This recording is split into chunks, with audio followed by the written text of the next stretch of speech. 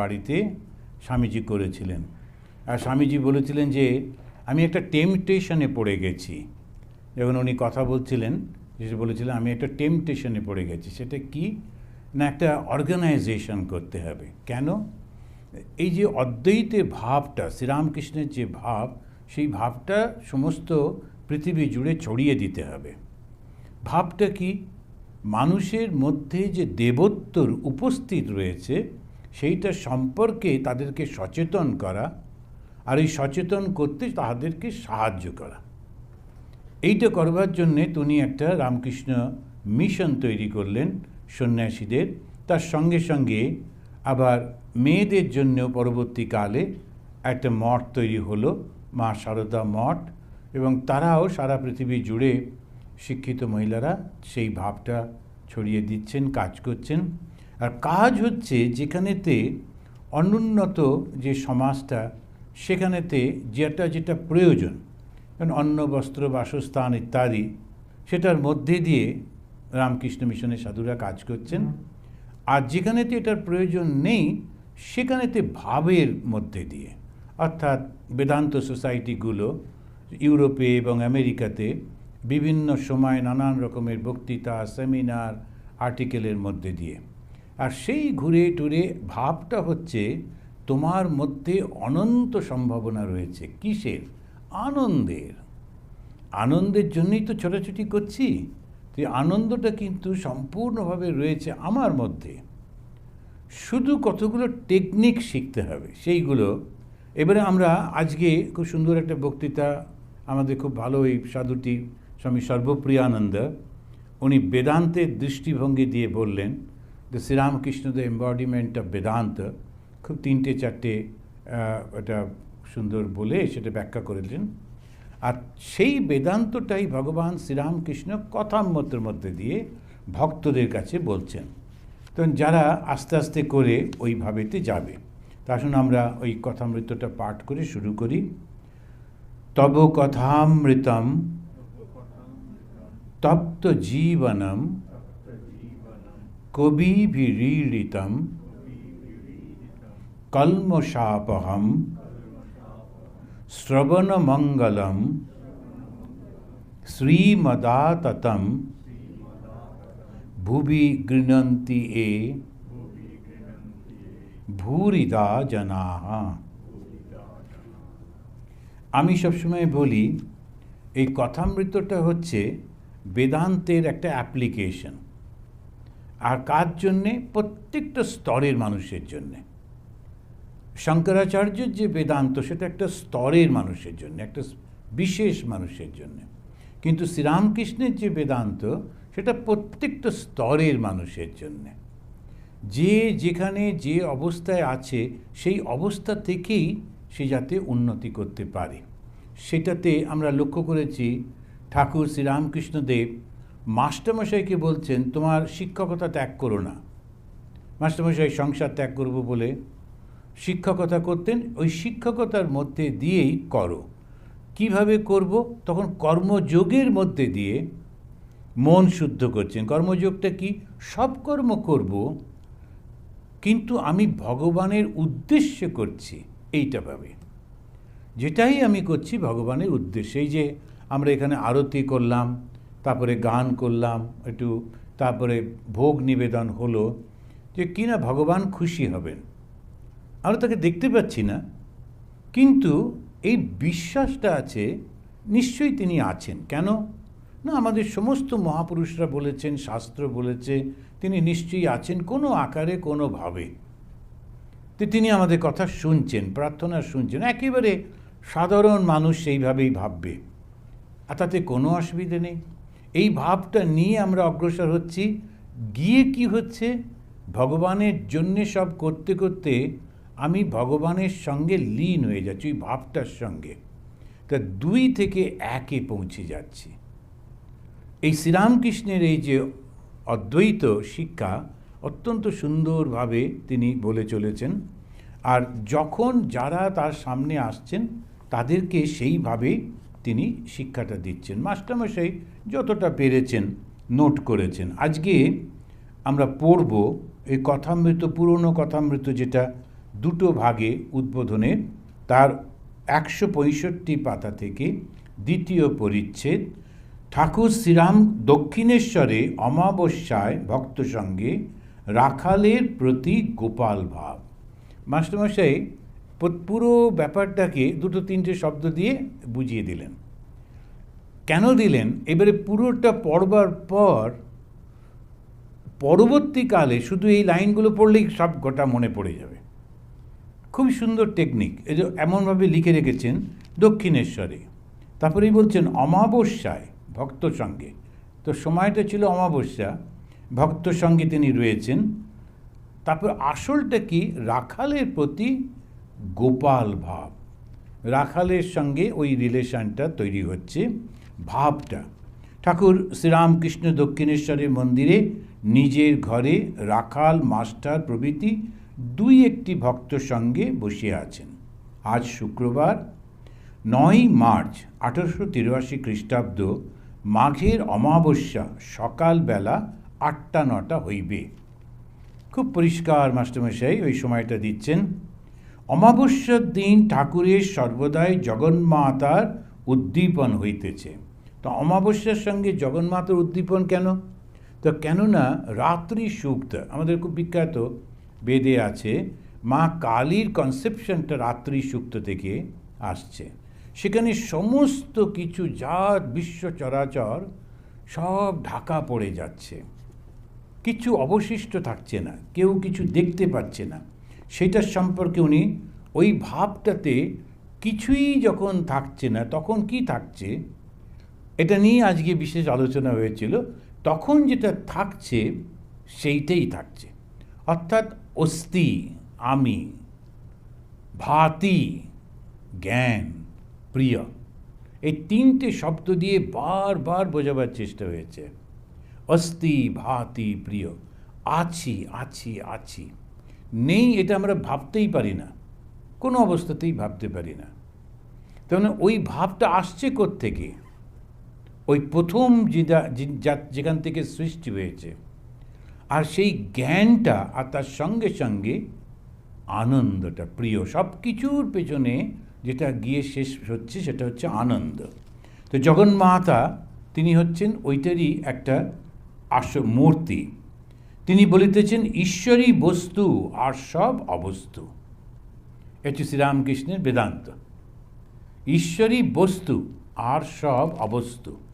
আজকে যে স্ট্যাচুটা ওখানে বসানো হয়েছে সেটা ঠাকুরের এই যেভাবে সেই মূর্তিটা আছে, ছবিটা আছে, আর বুকের কাছে হাতটা রাখা, এইটা। এখন এই যে দুই, একটা হচ্ছে ঈশ্বর আর একটা হচ্ছে জীব। তো জীব যখন ঈশ্বরের সঙ্গে এক হয়ে যায় তখন আনন্দের সম্পূর্ণ বা অমৃতের স্খলন হতে থাকে, তখন কোনো দুঃখ থাকে না। দুই থাকলেই দুঃখ হয়, একে কোনো দুঃখ নেই। কেন? আমিই তো সব। এখন সেটা আমি কোন, আমি ইত্যাদি ইত্যাদি নানান রকম স্তর আছে, কিন্তু যখনই এই দুই এক হচ্ছে তখন অত্যন্ত আনন্দের একটা স্খলন হচ্ছে। তাই সেই আনন্দটা পাবার জন্যে ওই মূর্তিটা দিয়ে যখনই আমরা দেখব ওইটাই মনে হবে যে কবে তৃষিত এ মরু ছাড়িয়া যাইব তোমার রসালো নন্দনে। এটা খুব সুন্দর গান আছে, আপনারা হয়তো অনেকে জানেন। এখন এই যে তৃষিত এ মরু, এই মরুভূমির মতো এখানে শুধু তৃষ্ণা। এই তৃষ্ণাটা কি? সবসময় কিছু না কিছু বাসনা লেগেই রয়েছে। এখন যখন জন্মালাম তারপর থেকে মৃত্যু পর্যন্ত সমানে, মৃত্যুর পর যে প্রাণটা যাচ্ছে ওর মধ্যেও বাসনা রয়েছে। সেও ঘুরে ফিরে বারবার ঘুরতে থাকছে, ঘুরে টুরে আবার এই জন্ম নিচ্ছে। এখন একেবারে পিওর অদ্বৈতিক দৃষ্টিতে দেখলে কিছুই তো নেই, ওটা দিয়ে আমরা বলছি না। এখন এই মুহূর্তে যেটুকু আমরা বুঝি, আমাদের ওই তৃষ্ণা, কবে তৃষিত এ মরু ছাড়িয়া যাইব তোমারই রসালো নন্দনে। রসালো নন্দন মানে যেখানে আনন্দে পরিপূর্ণতা রয়েছে। তো আমরা যাব কোথায়? আনন্দে। শ্রীরামকৃষ্ণদেব কি বলছেন? বলছেন যে ঈশ্বরী বস্তু আর সব অবস্তু। বস্তু মানে যার কখনো পরিবর্তন হচ্ছে না, সেটাই হচ্ছে বস্তু। আর বাকি ঈশ্বর ছাড়া যা কিছু দেখছি সব অবস্তু। অবস্তু মানে কি? নেই, তার অস্তিত্ব নেই। অস্তিত্ব তো রয়েছে, কিন্তু বেশি দিন থাকে না। তা খুব সাধারণভাবে যদি আমরা চিন্তা করি, সেই কোন ছোটোবেলায় আমাদের ধীরে ধীরে বড় হচ্ছিলাম, কত কি জমা করতাম, আর এই একটা নিজের ছোট্ট বাক্স, তার মধ্যে কত কি জমা হতো, কোথায় চলে গেল। তারপরে আলমারি হলো, সব জমা করলাম, কোথায় চলে গেল। তারপরে ব্যাংকের লকার হলো, তার মধ্যে জমা করলাম, সেটাও কে নিয়ে নিল। তখন মৃত্যুর পর কে আর খবর রাখে? এখন কিচ্ছুতেই থাকে না, সব কিছু পরিবর্তন হতেই হতেই হতেই চলেছে। তাই থাকিটা কি? থাকে একটা ভাব, আর সেই ভাবটা যদি আমরা নিয়ে রাখতে পারি, তখন আর ভেতরে একটা অসাধারণ আনন্দ থাকে। আমি যে ব্যাংকে টাকা জমাচ্ছি কেন? একটা ভয় আর একটা আনন্দ, এই দুটোই। ভয়তে যদি কোনো সমস্যা হয় তাহলে আমার এটার থেকে সুবিধে হবে, আর দ্বিতীয়ত হচ্ছে টাকা পয়সা থাকলে আমার নিশ্চিন্ত একটা আনন্দ থাকে, এটা খুব স্বাভাবিক।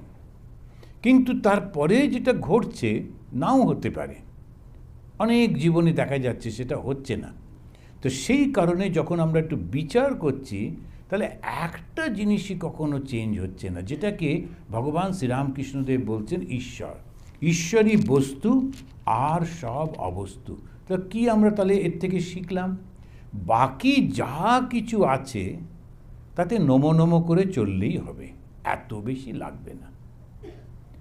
তো আমি মাঝে মাঝে এদেশে এসে দেখলাম যে লোকেরা যখন জীবন শুরু করে, তখন ওরা একটা সে ছোট্ট অ্যাপার্টমেন্ট নিয়ে শুরু করে, তারপরে বিয়ে করলো, একটা বাড়ি নিল, তারপরে একটু বড় বাড়ি হলো, তারপরে আবার সব ছেলেমেয়েরা এদিক ওদিক চলে গেল, আবার রিটায়ারমেন্টের পর কী আর করা যায়, আবার বাড়িটা বিক্রি করে ছোটো একটা অ্যাপার্টমেন্টে চলে।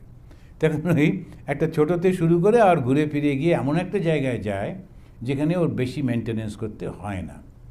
প্রয়োজন লাগে, যখন আমি বড় হচ্ছি, আমার সংসার, লোকজন, বড় বাড়ি লাগবে তো, কিন্তু তারপরে সে ছেড়ে চলে যাচ্ছে। এই নয় যে আমি সবসময় ছোটো বাড়িতে থাকতে হবে, কেন থাকবো? যখন যেটা প্রয়োজন করলাম, কিন্তু যেটা মাথায় রাখতে হবে, আমি দুঃখিত নই কোনো কিছুতে, কোনো অবস্থাতেই দুঃখিত নই। আমি যখন একটা ছোট্ট একটা ঘরে, এই যে সব ছেলে মেয়েগুলো আসে বিভিন্ন ইউনিভার্সিটি থেকে, ওই দুই বন্ধু মিলে একটা অ্যাপার্টমেন্ট নিয়েছে, $800 ভাড়া, এবারে 400 করে, খুব খুশি, দুজনে মিলে ঘুরে বেড়াচ্ছি, সব খরচা টরচা। এরপরে ওরা বিয়ে হলো, তারপরে সংসার হলো, বড় হলো, তখন ওই অ্যাপার্টমেন্টে থাকার তো কোনো মানে হয় না। সুতরাং ওইটাতে কোনো ব্যবস্থা কোনো বন্ধ করতে হবে না। যেটা করতে হবে সেটা হচ্ছে, এটা না হলে আমি মরে যাব, এটা না হলে আমি থাকতে পারবো না, এইটা না করা। কিছুই ছিল না, সব হয়েছে, আবার কিছুদিন পরে সব চলে যাবে, ঠিক আছে। আমি সদা সর্বদা আনন্দে আছি। কেমন করে? এই সত্যটা জেনে।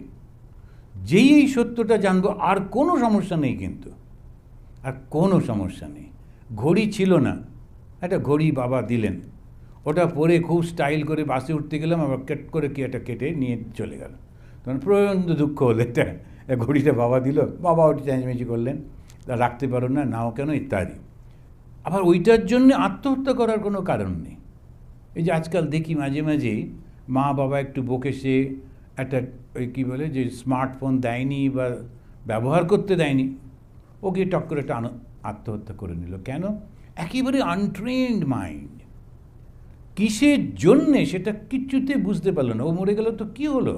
জগতে কোনো কিছু পরিবর্তন হয় না। শুধু ওইটা বুঝতে হবে, মানুষের জীবনটা ভীষণ মূল্যবান। আমাকে এই জীবনটা আনন্দের সঙ্গে বাঁচতে হবে, এবং সেইটা আনন্দটা অন্যের কাছে পৌঁছে দিতে হবে। তুলসীদাসজির খুব সুন্দর একটা সেই দোহা আছে, যখন তুমি জন্মেছিলে, আর মনে হয় তুলসীদাস, যখন তুমি জন্মেছিলে তখন তুমি কেঁদেছিলে, সব জগৎ হেসেছিল। এবার এমন কর্ম করো, যখন তুমি চলে যাবে তখন জগৎ কাঁদবে, তুমি হাসতে হাসতে চলে যাবে। ऐसे करनी कर चलो, जग रोवे तुम हासे। এইটাই হচ্ছে জীবনের একটা মন্ত্র। এইটা করে করে আমি যাচ্ছি এগিয়ে। তারপরে একটা সময় আসবে যখন আমি আর তুমি থাকবো না, আমি আর তুমি এক হয়ে যাব। কিভাবে? এই জ্ঞানটা থেকে। জগতে ঈশ্বরী বস্তু আর সব অবস্তু মা তার মহামায়ায় মুগ্ধ করে রেখেছেন। মানুষের ভেতরে দেখো বদ্ধজীবী বেশি, এত কষ্ট দুঃখ পায়, তবু সেই কাম কাঞ্চনে আসক্তি। কাঁটা ঘাস খেয়ে উটের মুখে দরদর করে রক্ত পড়ে, তবু আবার কাঁটা ঘাসই খায়। একটা উদাহরণ দিচ্ছেন ভীষণ একেবারে।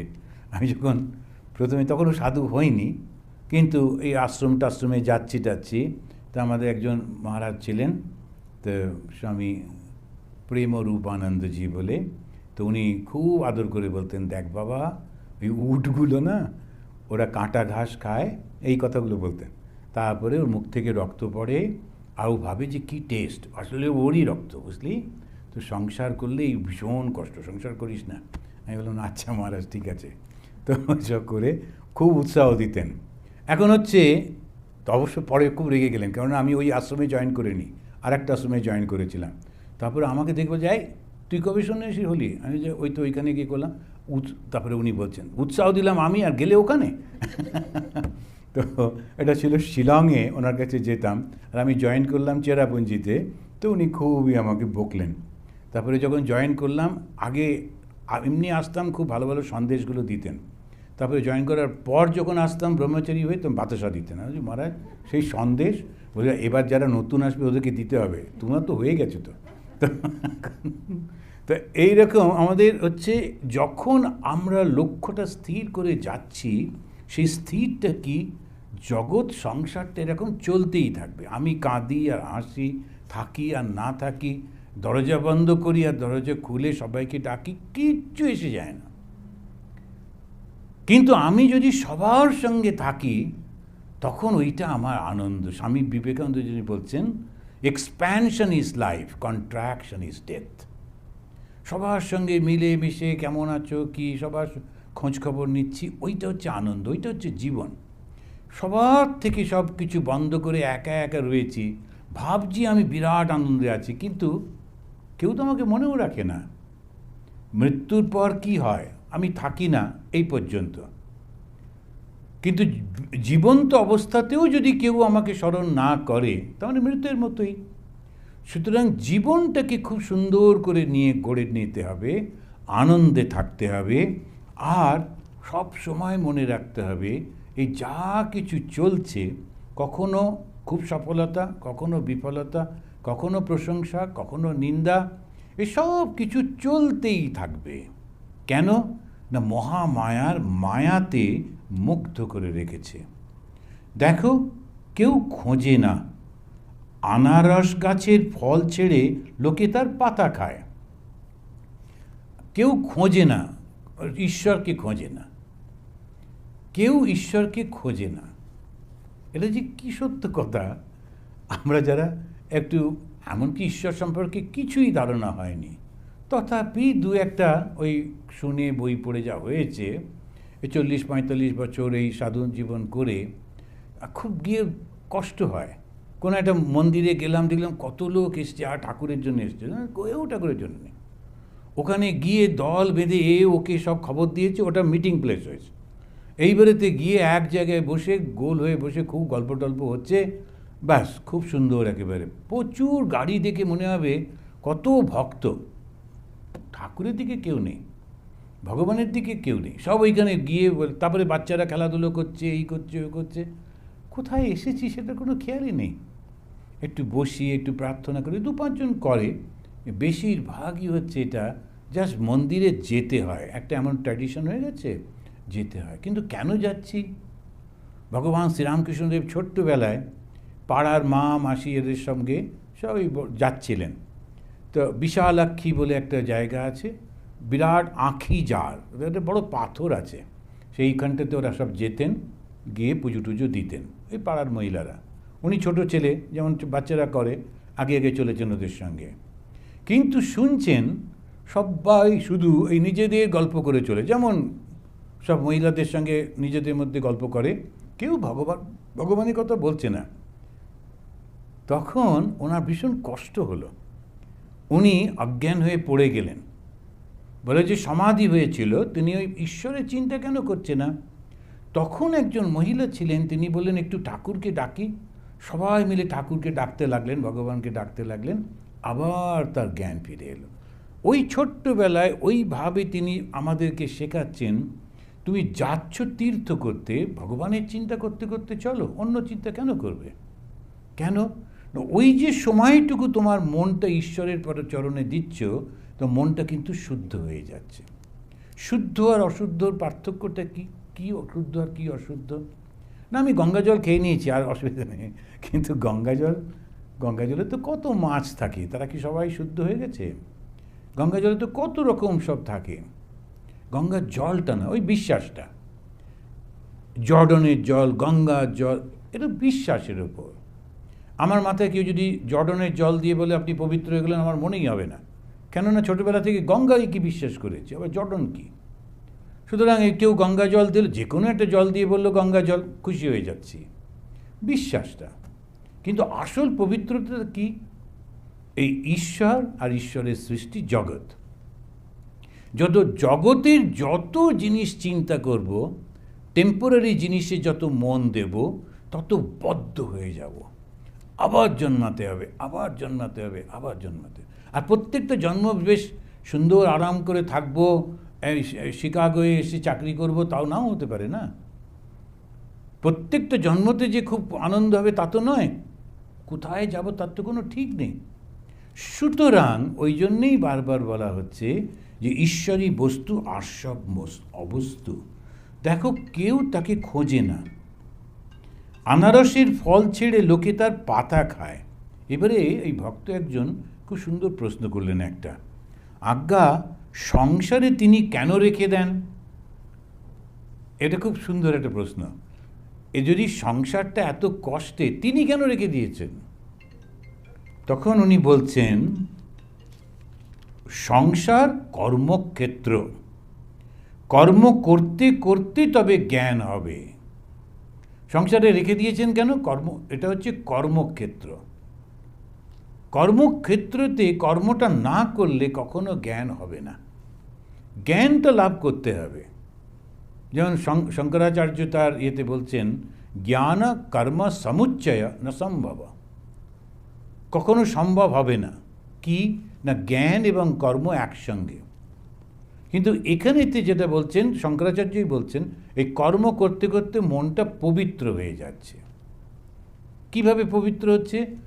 আমি করছি না, আমি ভগবানের দাস হিসেবে করছি, সন্তান হিসেবে করছি, সেবক হিসেবে করছি। এরকম ওই যে আমাদের বৈষ্ণবদের বিভিন্ন ভাব আছে, সেই ভাবটা নিয়ে যখন করছি, তখন আমার মনটা পড়ে থাকছে ভগবানের দিকে। দেখবেন আমাদের লোকেরা, মায়েরা বিশেষ করে, তারা মন্দিরে রান্না করতে খুব ভালোবাসেন, কেননা ঠাকুরকে দেওয়া হবে। এবার কিন্তু খুব নিষ্ঠা করে রান্না করেন। তারা কখনো বাড়িতে যে বাসনে রান্না হয়েছে ওটাতে করবে না, নতুন বাসন এনে নতুন সব কিছু দিয়ে খুব একদম স্নান টান করে ভালো করে করছেন, কেননা আমি ভগবানকে উৎসর্গ করব। একটা দিন করছেন ঠিকই আছে, সারাক্ষণ ওই রান্নাই করলেন, ওই রান্নাঘরেই করলেন, মনটা কোথায় থাকলো? ভগবানে। কিন্তু ওইটাতেই উপকার। তো ওই কর্মটা যদি আমরা যতক্ষণ যা করছি ওই ভাবটা নিয়ে করি, তখন মনটা সর্বদা শুদ্ধ হয়ে থাকে। তাই স্বামী বিবেকানন্দ কর্মযোগটাকে সৃষ্টি করলেন। তো বেদান্তের জ্ঞানে পৌঁছতে গেলে কর্মের মাধ্যমে করো। রামকৃষ্ণ মিশনে যেমন সন্ন্যাসীদের দিয়ে উনি কর্ম করাচ্ছেন, জাগতিক কর্ম।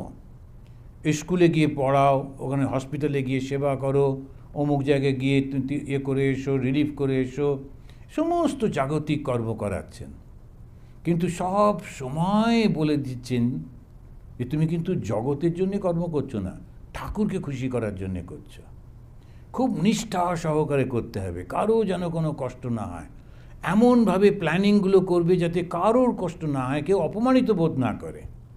ভেবে দেখুন, আমরা কিন্তু রিলিভ করতে যাই, কিন্তু রিলিভ করতে গিয়ে ছুঁড়ে ছুঁড়ে দিচ্ছি, যে কখনো করি না, এখন খেয়ে নাও এরকম কখনো করি না। বরং অত্যন্ত শুদ্ধভাবে যে নিতে আসছেন, ঠাকুরের নাম জপ করতে করতে তার হাতে তুলে দিচ্ছি।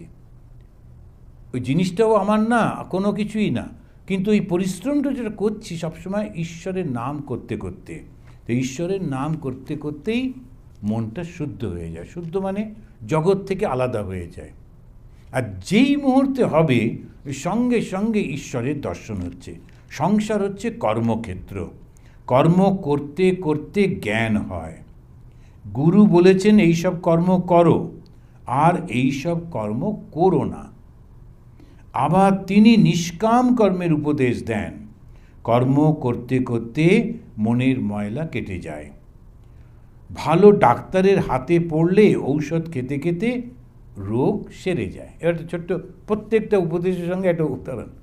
এখন ভালো ডাক্তারকে ওই গুরু দেন, গুরু কি বলেন, তিনি ঠিক কর্মটা করতে বলেন। অনেক সময় আমাদের কি হয়, আমরা একটু এখন সভ্য যুগের মানুষ, কে কি হার্ট হবে দরকার নেই, বলার দরকার নেই, এরকমভাবে আমরাও বলি না, কি জানি বাবা যদি রাগ করবে, যাক গে যাক সব কিছু। কিন্তু যারা সত্যি সত্যি গুরু হন, তারা কিন্তু যারা যারা শিষ্য হয় তারাও সেইভাবে গ্রহণ করে, তারা সব সময় তার ভুলটা বলে দেন, এটা এরকমভাবে করতে নেই। যেমন এই যারা আমাদের ভলেন্টিয়ার, আমি যখনই সুযোগ পাই তাদেরকে সবসময় বলি যে যে মুহূর্তে তুমি আমাদের গেটের ভেতরে রয়েছ এবং একজন ভক্ত আসছে, তুমি দরজাটা খুলে দিচ্ছ, you are representing Vedanta society. তখন কিন্তু তুমি অমুক চন্দ্র, তুমি অমুক, এসব কিছু নেই। যে লোকটা ঢুকছে ও কিন্তু তোমাকে এই আশ্রমেরই একজন বলে মনে করবে। এবার যেই ব্যবহারটা খারাপ হবে, আশ্রমের ব্যবহারের নাম পড়বে। এই স্বামীজি ওখানে গেছিলাম, ও কেউ বলবে না ওই লোকটা বলেছে, কেন তোমাকে চেনে না। ওই স্বামীজির ওখানে গেছিলাম, ও তো এরকমভাবে ব্যবহার করলো, এরকমভাবে এই করলো। তখন ফলটা কি হলো? ফলটা হলো আমাদের পুরো পারপাসটা নষ্ট হয়ে গেল। একজন লোক যখন আশ্রমে আসে, ও কিন্তু দিতে আসে, নিতে আসে না। কি দিতে আসে? ফলমূল নিয়ে আসছে, জিনিসপত্র নিয়ে আসছে। আমাদের এখানেতে কেউ কেউ জিজ্ঞেস করে, মহারাজ আপনাদের ওখানে খাবার কি ব্যবস্থা? দেশের থেকে ওরা। আমি বললাম আমরা সবসময় ভিক্ষা করি ঘরে বসে বসে। এখন সোমবার দিন অমুক খাবার নিয়ে আসবে, মঙ্গলবার দিন অমুক খাবার নিয়ে আসবে। আমরা কিন্তু রোজই ভিক্ষা অন্ন খাচ্ছি। আমাদের কিছু কিনতে হয় না, রান্নাও করতে হয় না। খুব সুন্দর রান্নাঘরটা আছে, কিন্তু আমি জানি না কী করে ওটা জ্বালাতে হয় গ্যাসটা, কিন্তু খেয়ে যাচ্ছি ভালো ভালো। এখন এই যে সমস্ত জিনিসটা কেন হয়? ঠাকুরের কাছেই তো আনে। এবারে সেই মানুষটি যদি কষ্ট পায়, দুঃখ পায়, কারো ব্যবহারে, কারো কথায়, ভীষণ দোষ হয়ে যায়, ত্রুটি হয়ে যায়। সেই জন্যে যারাই ওখানে থাকে, ওই জন্য যারাই ভলেন্টিয়ার আসে, আমি সব সময় তাদেরকে বলতে চেষ্টা করি যে কোনো দিন যেন এই ভুল না হয়ে যায়। কোনো কর্কশ বাক্য না বলা, ব্যবহারের মধ্যে কোনো রকম কঠিনতা না থাকা, ভালো করে বুঝিয়ে বলা। আর যারা ঠাকুরের কাছে আসেন, আমাদেরটা কিন্তু ঠিক চার্চের মতো নয়। চার্চে একটা অফিসিয়াল জায়গা, ওরা রবিবার দিন যায়, সেজে গুজে যায়। আমাদের মন্দিরটা হচ্ছে ঘরের থেকেও বেশি আপন। আচ্ছা যাচ্ছিলাম, একটু এসে নক করলাম, দুপুর 2টোর সময় এসে নক করে, আচ্ছা একটু কি প্রসাদ পাওয়া যাবে? আচ্ছা সবাই ঘুমোচ্ছে দুপুরবেলা 2টোর সময়, কিন্তু ওরা মনেই করছে না, কেন বাড়ির থেকেও আপন মনে করে। মন্দির মানে এরকম যাব, ওইভাবে করতে হয়।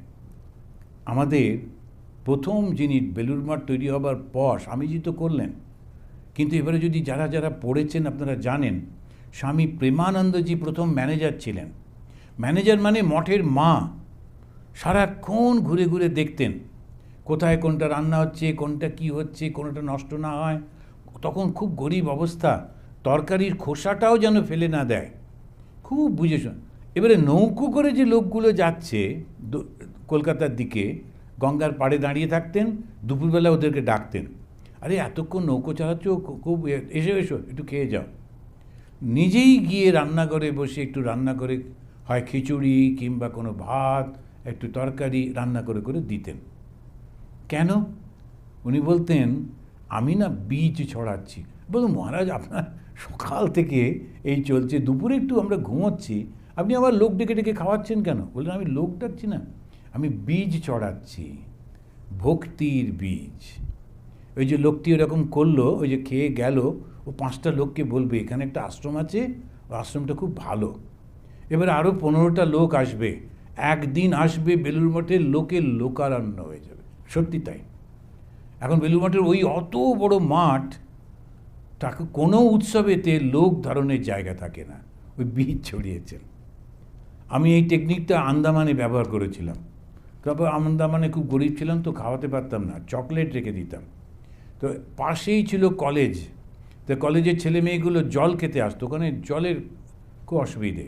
আর আমাদের কোনোভাবে, আমাদের ঠিক আশ্রমের উপরেই হচ্ছে গভর্নরের বাড়ি, তো ওখান থেকে একটা জলের পাইপ ছিল, আমাদের জলটা ভালো সাপ্লাই। তো একটা কল রেখেছিলাম, গ্লাস গ্লাস থাকতো। ওই ছেলে মেয়েগুলো যখন জল খেতে আসতো, আমি দুপুরবেলায় ওদেরকে একটা করে চকলেট দিতাম। বড় বড় ছেলে মেয়ে, কলেজে পড়ছে, ওরা কখনো এরকম পায় না, জল খেতেই দেয় না কেউ। আবার মিষ্টি জল তো আন্দামানে খুব পাওয়া যায় না, তো মিষ্টি জলের জন্য একদম কলটা খোলা, যত খুশি খাও, আর সঙ্গে সঙ্গে আবার একটা করে চকলেট। একটা লোক ছিল না, কিন্তু 1 বছরের মধ্যে কত ভক্ত হয়ে গেল ওই চকলেট একটা করে। কেন? আমি প্রেমানন্দজির ওই মেথড, আমি বীজ ছড়াচ্ছি। ওই বাচ্চাগুলো এবারে বাড়িতে গিয়ে বলতো, একজন সাধু এসছেন, ওই জল খেতে গেলেই চকলেট দেয়। এবারে ওই চকলেট খাবার লোভেও জল খেতে আসছে, দল বেড়ে যাচ্ছে। কিন্তু ওরা বাড়িতে গিয়ে বলছে, ওর বাবা মা বলছে, তাই না, এরকম লোক আছে, ওরা উৎসব দেখতে আসছে, আলাপ হচ্ছে, আস্তে আস্তে এই ভাবটা। তো এই যে ভাবটা ঠাকুরের কাছ থেকে এই যে শেখা, এখন বেদান্ত মানে কি? আত্মবিশ্বাস। আর কিসের জন্য আত্মবিশ্বাস? আমার মধ্যে ঈশ্বর আছেন তো, আর ঈশ্বরই তো সমস্ত কিছু করছেন। আমি সুখ দুঃখ নিয়ে এত মাথা ঘামাচ্ছি কেন? সব তো উনিই করবেন। আমি শুধু মায়ের গায়ে হেলাম দিয়ে বসে বসে পা দোলাব। মা আছেন আর আমি আছি, ভাবনা কি আছে আমার? এই ভাবটা যদি থাকে, অসুখ বিসুখ সমস্যা, ও সবসময় মনে করবেন ওই ছোট্ট বাচ্চা 3-4 বছরের, এগুলো দৌড়ে দৌড়ে গিয়ে মায়ের কোলে বসে পড়ে আর বসে বসে পা দোলায়, একদম ওই রকম, যে আরামসে মায়ের কোলে বসে পা দোলানো, আর মা আপনাকে জড়িয়ে ধরে বসে আছে, কার সাধ্য আপনাকে কষ্ট দেয়?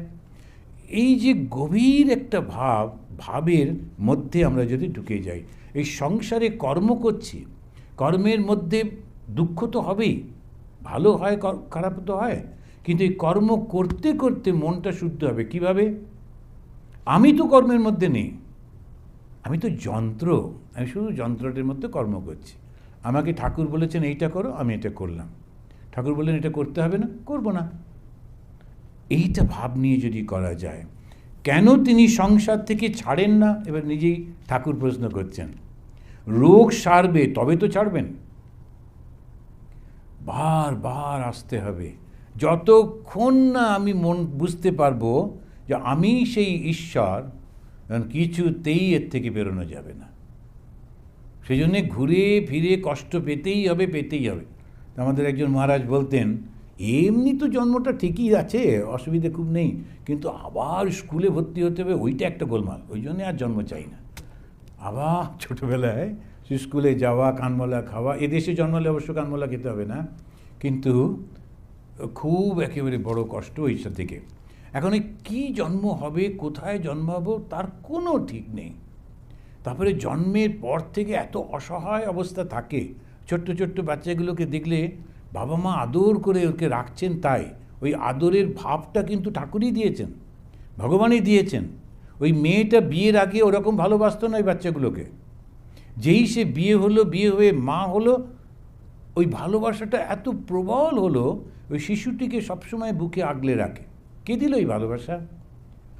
ওই কিন্তু ঠিক দেখবেন ওইটা এসে যায় ওই মায়ের থেকে আসছে, ভগবানের থেকে আসছে। আর শিশুটা কত অসহায়, কখন কি হয় বেচারি বুঝতেই পারছে না, নিজেকে সাহায্য করতে পারে না। এইটা চলতে থাকে কত বছর, 15-20 বছর পর্যন্ত, তারপরে একটু দাঁড়ায়। তো এই অসহায়ের মধ্যে আবার যখন বৃদ্ধ হলো, 70-80 বছর বড্ড অসহায় হয়ে যায়। কে যে তাকে দেখবে, কে তাকে নিয়ে যাবে, কে কী করবে, সব সময় কারোর না কারোর উপর নির্ভরশীল হতে হয়। কি কষ্টটা হয়। তারপরে অনেকগুলো অভ্যেস করে ফেলি মাঝখানে, তার সেই অভ্যেস থেকে বেরোতে পারি না, তার জন্যে কষ্ট।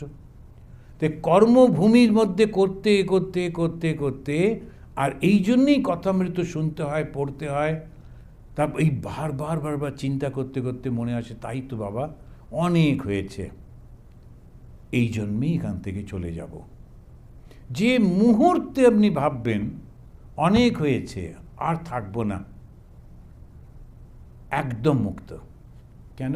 যেই আপনি ভাবলেন আমি আর বদ্ধ হব না, আপনার মন থেকে সমস্ত বাসনা কামনা যেই চলে গেল, থাকলোটা কি?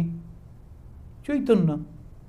ওই চেতনাটাই তো রয়েছে ভেতরে, ওর উপরে একটার পর একটা ঢাকা পড়েছিল, এই বাসনা সেই বাসনা নানান রকম। যখন সবগুলো চলে গেল, এনাফ, আর কোনো বাসনা চাই না, থাকবেটা কি? চৈতন্যটা থাকবে। চৈতন্য মানে আনন্দ। তো সেই আনন্দের মধ্যে তখন চলে যাচ্ছেন, এবং উনি তখন বলছেন ব্যাস ডাক্তার তখন ছেড়ে দেবে, কেননা ও সুস্থ হয়ে গেছে।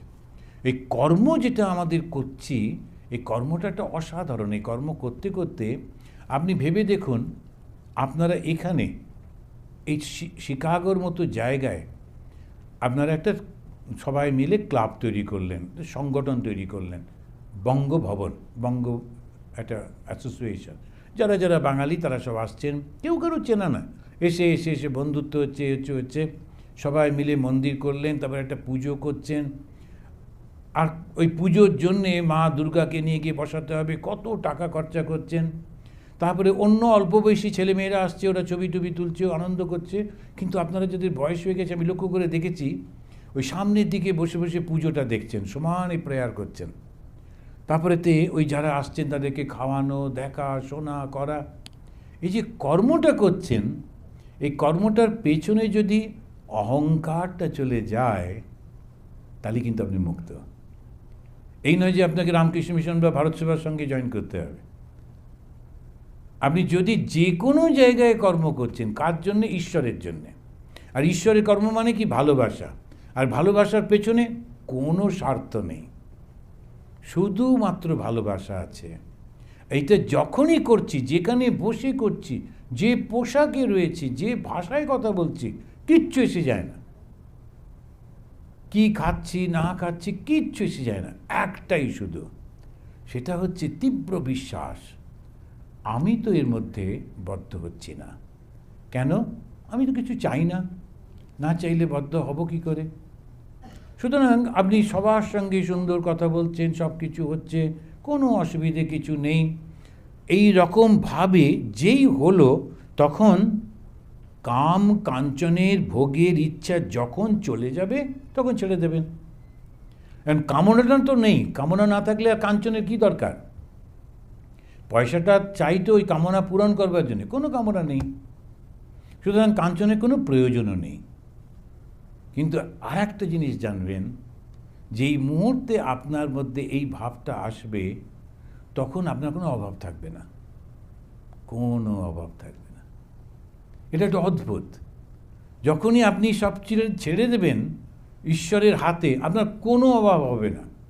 ঠিক কেউ না কেউ এসে আপনাকে সাহায্য করবে, ওইটাই ঈশ্বর আছেন, ভগবান যে আছেন ওটাই তার প্রমাণ।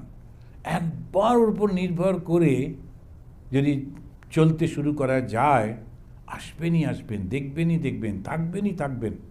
এ তো কত কত জীবনে এই প্রমাণটা হয়েছে, শুধু একদম বিশ্বাস করে রাখতে হয়। তখন উনি বলছেন যে হাসপাতালে নাম লেখালে পালিয়ে আসার জো নাই। একবার যদি জন্ম নিয়েছ, আর পালাবার উপায় নেই। কেন? ওই কর্ম করেছ, কর্মের মধ্যে তোমার ভোগের বাসনা, অমুকের তমুক, এইবারে সবগুলো এসে গেল। যেই এসে গেল, তখন তার থেকে বেরোনো। আমরা কিন্তু সম্পূর্ণভাবে একটা জায়গায় গিয়ে ভগবানকে যেই মুহূর্তে বলবো, আমি কি করেছি না করেছি ওইসব হিসেব আর আমার জানা নেই, আমি এই মুহূর্ত থেকে তোমার, ঈশ্বরের সঙ্গে। বারবার বলেছেন। এটা কি যে মানে একটু একটু করে হবে নাকি? দাউ দাউ করছে আগুন, ওর মধ্যে কোথায় কি আমি দিলাম, আগুনটা পুড়ে যাবে, নিভে যাবে? কিচ্ছু নিভবে না, সমস্ত কিছু দাউ হয়ে যায়। শুধু একবার বলতে হবে আমি তোমার। ওইটা বলে শ্রী রামচন্দ্রের কাছে যখন ওই লক্ষণ টক্ষণ এসে সব বলছেন যে আমাদের একে একে বিভীষণকে নেওয়া কি উচিত হবে, কারণ বিভীষণ তো রাবণের ভাই, আর যুদ্ধটা তো রাবণের সঙ্গে, আর গোলমালটা হয়েছে রাবণের বোনটাকে নাক কেটে দিয়ে, সুতরাং ওটা তো সব ওদের ফ্যামিলি, আর বিভীষণকে আমরা কি নেব? নানানজন নানান উপদেশ দিচ্ছেন। তখন রামচন্দ্র বললেন, যে কেউ আমার কাছে এসে বলবে আমি তোমার, আমি তাকে গ্রহণ করব, সে যেই হোক, যখন বলবে। শ্রী শ্রী মা শারদামণি দেবী একটা অসাধারণ কথা বলেছেন, আর এই কথাটা কিন্তু শুধু সোলেস দেবার জন্যে না, একটু মনে আনন্দ থাকে এরকম না, একদম প্রতিজ্ঞা। আর শ্রীরাম মায়ের প্রতিজ্ঞা মানে মা কালীর প্রতিজ্ঞা, শক্তির প্রতিজ্ঞা। তিনি বলছেন যে আমাকে মা বলে ডাকবে আমি তাকে ফেরাতে পারবো না। আর কি চাই? শুধু বলছেন মনে রেখো, যখন তোমার সবাই রয়েছে তখন আমাকে ডাকতে হবে না, যখন কেউ নেই তোমার চারপাশে, যখন তোমার খুবই অসহায় অবস্থা, তখন নিশ্চিত যেন তোমার একজন মা আছেন, এবং সত্যিকারের মা, পাতানো মা নয়, সত্যিকারের মা। এই যে ভাবটা যদি থাকে তাহলে দাঁড়ালোটা কি ভাব? ভাবটা কি পরিপূর্ণ বিশ্বাস, বিশ্বাসটা কি সত্য আছেন, সেই সত্যটা প্রকাশিত হচ্ছেন কখনো দেবী রূপে, কখনো দেবতা রূপে, আর বর্তমান যুগে একেবারে অত্যন্ত অসাধারণ শ্রীরামকৃষ্ণ মা শারদা রূপে। তারা বাবার মায়ের মতো সারাক্ষণ দাঁড়িয়ে আছেন, কখন একবার আমরা একটু ওর দিকে ফিরব আর ওর কাছে যাব।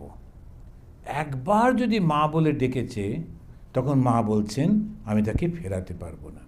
ঠাকুর আজকাল যশোদার ন্যায় বাৎসল্য রসে সর্বদা আপ্লুত হইয়া থাকেন, তাই রাখালকে সঙ্গে সঙ্গে রাখেন। ঠাকুর বিভিন্ন সময় বিভিন্ন মুডের মধ্যে থাকতেন, বিভিন্ন ভাবের মধ্যে থাকতেন। কেন? এই যতগুলো শাস্ত্র গ্রন্থ আছে, সেই শাস্ত্রতে যে যে ভাবের কথা বলেছে, প্রত্যেকটি ভাব শ্রীরামকৃষ্ণের জীবনে পরিস্ফুট। শ্রীরামকৃষ্ণ জীবনটা হচ্ছে ওইগুলোকে সত্য প্রমাণিত করবার জন্যে। উনি মানে প্রুভ করে দিচ্ছেন এটা আছে, এটা মিথ্যা নয়, সত্যি সত্যি হয়। অচিন্তা খলু এ ভাবা ন তাম তর্কে ন যোজয়েত। এই ভাবটা হচ্ছে অচিন্ত, চিন্তা করা যায় না, কত রকমের ভাব। এখন যারা খুব শত্রুভাবে সাধনা করেন ভগবানের সঙ্গে, ওরাও কিন্তু ভগবানকেই পান। রাবণ, তাকে যখন একজন গিয়ে বলছে তুমি বিভিন্ন রূপ ধরে সীতার কাছে যাচ্ছ সীতাকে প্রলুব্ধ করবার জন্যে, কোনোবার সীতা তোমার দিকে ফিরেও তাকাচ্ছেন না, কিন্তু সীতা যাকে মন দিয়ে ভালোবাসেন তার রূপটা নিচ্ছ না কেন? রামচন্দ্রের রূপ ধরে গেলেই তো হয়। রাবণ অনেক নানান রকমের সমস্ত ওর ক্ষমতা ছিল, যৌগিক ক্ষমতা, নানা রকম রূপ ধারণ করতে পারত। তখন আমরা ওর আরও আরও সব দেখেছি। একজন তো সেই হরিণ সাজলো, একজন এই করলো।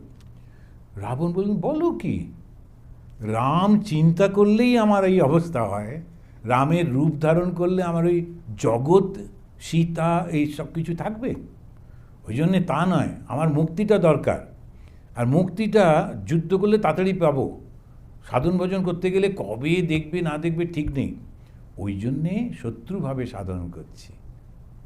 তো রাবণের আর একটা অ্যাপ্রোচ ছিল, শত্রুভাবে সাধন করে, কিন্তু সীতাকে কখনো রাম রূপে প্রলুব্ধ করতে যাচ্ছেন না। ও সত্যি সত্যি কিন্তু ওই খারাপ চরিত্রটা নয়, শুধু ওরকম ভয় দেখাচ্ছেন, কিন্তু যদি সত্যি খারাপ হতেন তাহলে অনেক কিছু করতে পারতেন, তা কিন্তু করছেন না। এইটা কতগুলো জিনিস আমাদের অত্যন্ত শিক্ষার। যে কোনো অ্যাপ্রোচে ভগবানকে ডাকতে পারা যায়।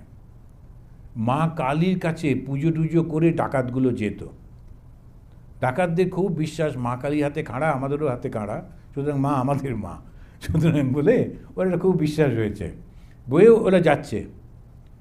এবং সত্যি সত্যি ওরা ওই মাকে অত্যন্ত বিশ্বাস করতো, তার জন্যে ওদের অনেক সফলতাও হতো। নিজেরা গিয়ে এটা করছে ওটা করছে, কারণ যেমনভাবে ডাকবে সেটাই পাবে। আপনি লক্ষ্য করে দেখবেন আমাদের যত অসুরের গল্প আছে, অসুরগুলো কিন্তু সবাই তপস্যা করে একটা করে ক্ষমতা পেয়েছে। প্রত্যেকেই তপস্যা করে একটা ক্ষমতা পেত। আর তপস্যাটা কি? তপস্যাটা হচ্ছে সমস্ত জগৎ থেকে মনটা তুলে একাগ্র করে ভগবানে রাখা, ওটাই হচ্ছে তপস্যা। যেমন শ্রী শ্রী মা বলছেন, তপস্যার কি বাবা? যে কোনোভাবে মনটাকে ঈশ্বরের চরণে রাখা, এটা করতেন। এবার পাবার যখন সময় এলো তখন ভুল চেয়ে বসলো। একটা সেই গান ছিল, ওরা চাহিতে জানে না দয়াময়, চাহে জন সুখ ইত্যাদি। তো গানটা এরকমভাবে গাই, ঠিকই গাইতো। আমরা চাইতে জানি না, কোনটা চাইতে হয় বুঝতে পারি না। অসুরগুলো ওইটা ভুল চেয়ে বসতো, ওটা খুব গোলমাল। সেই একটা গল্প বলেছিলাম, ভস্মাসুরের গল্প, মনে আছে না? এই ভস্মাসুর তপস্যা করে, শিবের তপস্যা করেছে। শিব এসে বলল, কি চাই? বললো, আমার এই হাতটা যার মাথায় রাখবো সেই জন্য পুড়ে যায়। শিব বলল, আচ্ছা বেশ। এবারে ভস্মাসুর বলল, কিন্তু প্রমাণ কি? আমার হাত রাখবো যে তুমি আর আমি ছাড়া কেউ নেই। আচ্ছা আমি তোমার মাথায় রেখে দেখি। শিব বলছে, আরে আমি কথা দিলাম আমার মাথায় রাখলে তো। শিব ভয়ে দৌড়তে শুরু করেছে। শিব তো অত পারে না, সেই জন্য সোজা সোজা মানুষ তো দিয়েছিল। এবারে শিবকেও তাড়া করেছে। শিব ছুটতে ছুটতে গিয়ে নারায়ণের কাছে, তো বিষ্ণু বললেন যে আচ্ছা তুমি একটু লুকিয়ে পড়ো, আমি দেখি। তারপরে ওকে ধরলো, ধরে বললো, তুমি ছুটছো কেন? বলে এরকম এরকম ব্যাপার। তো বলে, আচ্ছা এইরকম রোদ্দুরে কষ্টে কেউ ছোটে? মাথাটা তোমার নিজের মাথাটা কত কাছে, হাতটা নিজের মাথায় রেখে দেখো জিনিসটা হচ্ছে কি না। ও যেই নিজের মাথায় রাখলো ভস্ম হয়ে গেল। এটা হচ্ছে ভস্মাসুর। তো এখন ও শিবের কাছে অন্য কিছু চাইতে পারত, কিন্তু না, আমি অন্যকে মারবো, অন্যকে দেবো, এই হচ্ছে অসুর। যখন অন্যকে কষ্ট দিচ্ছি হচ্ছে আসুরিক প্রবৃত্তি, আর যখন অন্যকে আনন্দ দিচ্ছি সেটা হচ্ছে দৈব প্রবৃত্তি। এই দুটো থাকে। তো শ্রীরামকৃষ্ণ বলছেন, মা যশোদার ন্যায় উনি ভাব করে রাখছেন। আমরা আর একটু পড়ে নিই এটা। ঠাকুর এইভাবে বসিয়া আছেন, এমন সময় একজন আসিয়া সংবাদ দিল যে বান আসিয়াছে। ঠাকুর, রাখাল, মাস্টার প্রভৃতি সকলে বান দেখিবার জন্যে পঞ্চবটী অভিমুখে দৌড়াইতে লাগিলেন। পঞ্চবটী মূলে আসিয়া সকলে বান দেখিতেছেন। বেলা প্রায় 10টা হইবে। একখানা নৌকার অবস্থা দেখিয়া ঠাকুর বলিতেছেন, দেখো দেখো ওই নৌকাখানার অবস্থা বা কী হয়। একটু আগে যিনি বেদান্তের চরম অবস্থা বলছিলেন ঈশ্বর সম্পর্কে, তিনি ছেলে মানুষের মতো বান দেখতে চলেছেন। যে যখন জোয়ার আসে গঙ্গায়, সমুদ্র থেকে জলটা খুব জোরে ঢোকে, তখন একটা জলটা খুব ফুলে ওঠে, ওটাকে খুব বান বলে। তো সেইটা দেখবার জন্যে, তার মানে কি একদম নর্মাল, কিন্তু ধর্ম মানে খুব নর্মাল জীবন। এখানে আনন্দ হচ্ছে, ওটা গিয়ে দেখে আসি, ওখানে এবার খুব খুশি, কিন্তু কোনো কিছুর মধ্যে জড়ায় না, কোনো কিছুতে জড়ায় না। এইটাই হচ্ছে ধর্ম মানে একটা অস্বাভাবিক কিছু, তা কিন্তু না। এদিকে তাকাবো না, ওর দিকে মহা উৎপাত করে কিছু কিছু ধার্মিক, তাদের সেই ধর্ম পালন করতে গিয়ে অন্যদের প্রাণ বেরোয়। আমি একবার সেই আন্দামানে যাচ্ছিলাম, আমি সংগঠনটার নাম বলবো না, তারাও জাহাজে উঠেছে, ওই জাহাজে অবশ্য আমি ছিলাম না, আমি আগের জাহাজে।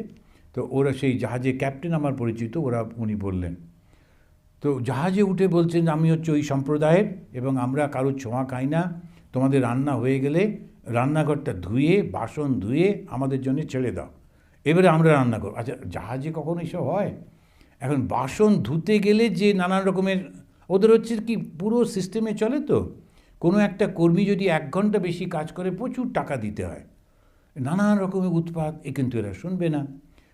সঙ্গে করে পান্তা ভাত নিয়ে গেছে, সকালবেলায় সব বসে বসে পান্তা ভাত খাচ্ছে, কিন্তু 5 দিন ধরে জাহাজে যেতে হয়, পান্তা ভাত ফুরিয়ে গেছে। এবার সকালে কী খাবে আবার গিয়ে, এবং ক্যাপ্টেন খুব মাথা খারাপ হয়ে গেছে। পরে যখন আমি বললাম ক্যাপ্টেন ফেরার জাহাজে তোমার সঙ্গে আমি যাবো, ও না না না না স্বামীজি, আর দরকার নেই, আমি টাকা দিচ্ছি, আপনি প্লেনে যান। কেন বলো, কেন, কী হলো?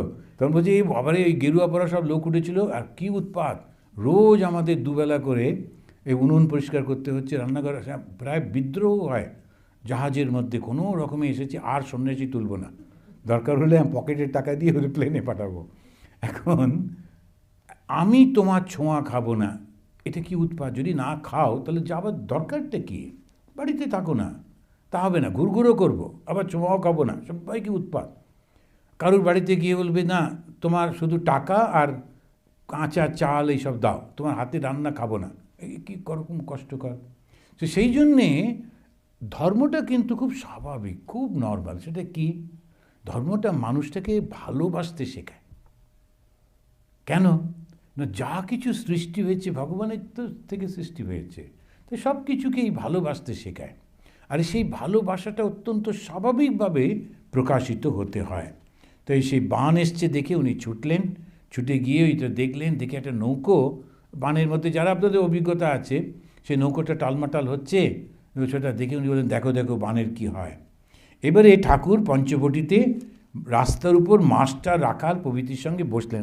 ওই যে পঞ্চবটির রাস্তাটা, ওখানে উনি বসলেন, বসে মাস্টারমশাইকে বলছেন, আচ্ছা বান কী করে হয় আমাকে বোঝাও।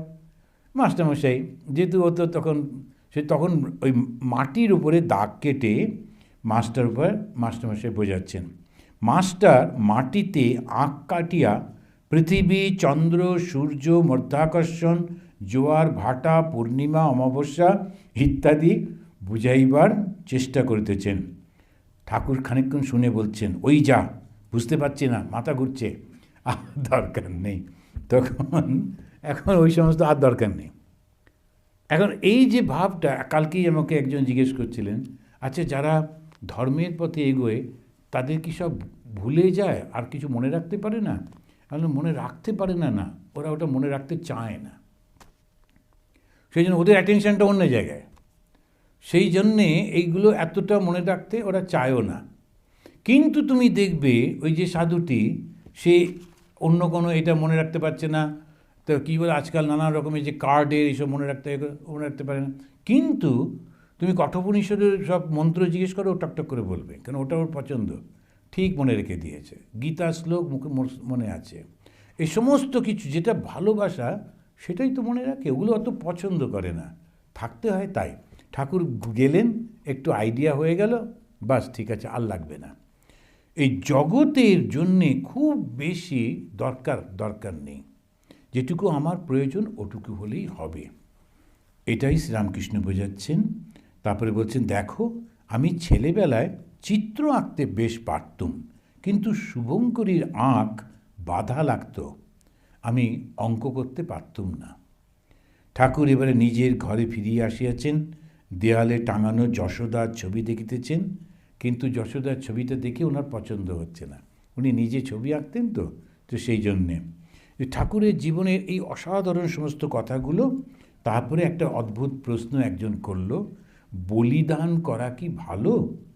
এতে তো জীবহিংসা করা হয়।